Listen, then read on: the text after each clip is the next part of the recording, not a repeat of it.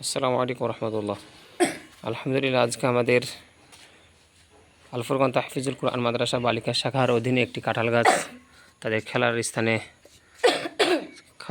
একটা কাঁঠাল গাছ ছিল, সেখান থেকে আলহামদুলিল্লাহ আজকে আমরা কাঁঠাল পারলাম। সবাই যেন একসাথে খেতে পারি, এই জন্য সবগুলো একসাথে পারা হলো, একসাথে পাকবে এবং তাহলে ভাঙানোর পর যেন আমরা সবাই একসাথে খেতে পারি, এই জন্য সবগুলো কাঁঠাল আলহামদুলিল্লাহ পারলাম। আল্লাহ রাব্বুল আলামিন যারা আমাদের মাদ্রাসার ডোনার রয়েছেন এবং দান সদকা মাদ্রাসা কল্যাণমূলক কাজগুলো করছেন, আল্লাহ রাব্বুল আলামিন সকলকে উত্তম জাযা দান করুন, আল্লাহুম্মা আমিন।